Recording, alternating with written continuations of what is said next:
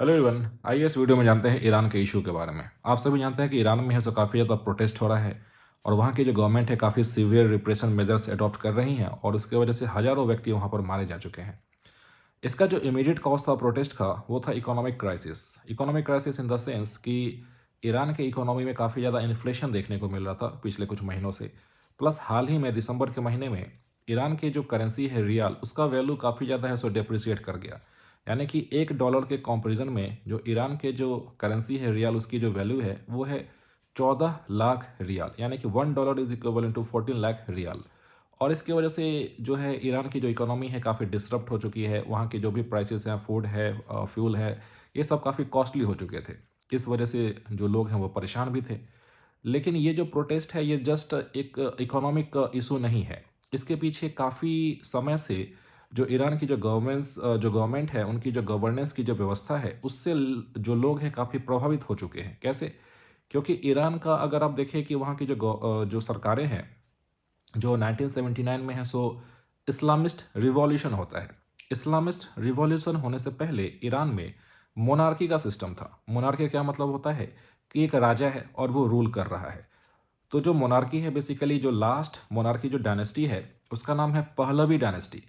तो जो Pahlavi dynasty है, इसे फाउंड किसने किया था? It was founded by Iranian military officer and the name was Raza Shah Pahlavi. 1925 के साल में जो है सो इस्टेब्लिश करते हैं। तो वहाँ पे ईरान जो है सो बेसिकली मोनार्की में है सो एडमिनिस्ट्रेशन हो रहा होता है।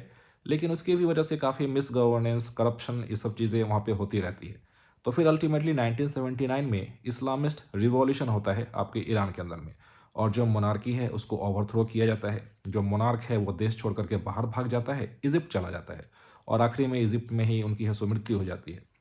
तो बात यह है कि जब 1917 में इस्लामिस्ट रिवॉल्यूशन होता है तो ईरान में जो है सो थियोक्रेसी को इस्टेब्लिश किया जाता है। थियोक्रेसी का क्या मतलब होता है?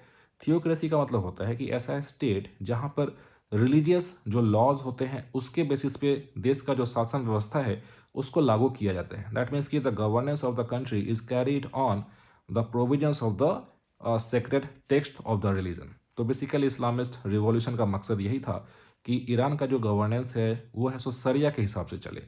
लेकिन वहाँ पे जो पावर है वो किसके पास में जाता है?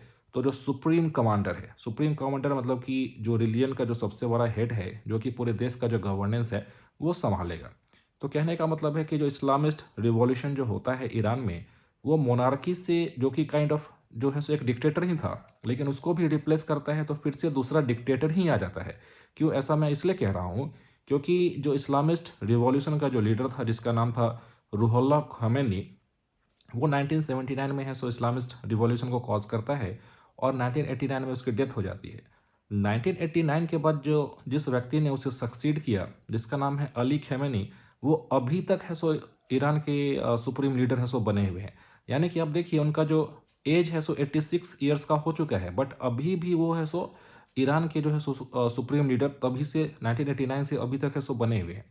इनके रिजीम में काफ़ी सीवियर रिप्रेशंस देखने को मिला है। ईरान में कुछ ऐसे लॉज जैसे कि हिजाब को लेकर के, प्लस महिलाओं के लिए जो है कपड़ों का जो कोड है, ये सब काफ़ी स्ट्रिक्टली है सो फॉलो किया जाता है। ईरान में है सो मोरल पुलिस होती है। आपको याद आता होगा 2022 में एक महिला है जिनको अरेस्ट किया जाता है क्योंकि उन्होंने अपने हिजाब को सही तरीके से नहीं पहना था, और इसके वजह से उनका जो है सो कस्टडी में है सो डेथ हो जाता है, और उनका नाम है महसा अमीनी। Mahsa Amini. तो जो महसा अमीनी है उनका डेथ होता है, उसको लेकर के ईरान में काफ़ी ज़्यादा प्रोटेस्ट भी देखने को मिलता है। और कहीं ना कहीं ये सब जो एट्रोसिटीज़ है वहाँ के सिटीजन्स के ऊपर में जो स्टेट के द्वारा किया जाता है, इन सभी चीज़ों से है लोग सो काफ़ी ज़्यादा प्रभावित हो चुके हैं। तो अब ये जो मूवमेंट है, it is not just about economic crisis. अब ये लोग हैं सो पूरा जो थियोक्रेसी है, प्लस जो सुप्रीम लीडर का जो पूरा अथॉरिटी है, इन सभी को समाप्त करना चाहते हैं। बल्कि ये भी है, कुछ लोग ऐसा कर रहे हैं कि जो ईरान जो आपके इस्लामिस्ट रिवॉल्यूशन से जो पहले जो कंट्री हुआ करता था उस तरफ है सो जाना चाहते हैं। जैसे कि उनका जो फ्लैग हुआ करता था, ईरान का जो पहले का फ्लैग था रिवॉल्यूशन से पहले, उसमें है सो लाइन और सन का है सो लोगो रहता था। तो अभी के जो लोग हैं वैसे फ्लैग्स, जो कि प्री रिवॉल्यूशन फ्लैग्स जो थे, उसको है सो हॉइस्ट करना शुरू कर दिए हैं। तो कहीं ना कहीं ये पूरे सत्ता परिवर्तन को लेकर के जो है वहाँ के जो लोग हैं सो मूवमेंट स्टार्ट कर चुके हैं। अब देखते हैं, अभी वहाँ पे इंटरनेट ये सब भी बैन हो चुका है।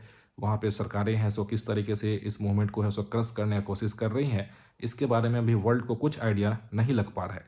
इवन यूएस भी है, जो ट्रंप है वो कह रहे हैं कि हम लोग हैं सो ईरान को भी इन्वेड कर सकते हैं अगर वहाँ की रिजीम अपने सिटीजन्स का अगर ध्यान सही से नहीं रखती हैं, या फिर मूवमेंट को बहुत ही ब्रूटल तरीके से अगर वो दबाने का कोशिश करेंगे, तो यूएस इंटरवेंशन की भी बात कर रहे हैं। तो देखते हैं अब ईरान का इशू आगे कहाँ जाता है, और ये कहीं ना कहीं मिडिल ईस्ट में है सो काफ़ी डिस्टर्बेंस है सो क्रिएट हो चुका है। और ये एक मतलब कि एक बहुत ही एक ऐसा इशू है जो इसका ग्लोबल इम्प्लीकेशंस आपको देखने को मिलेगा। Thank you.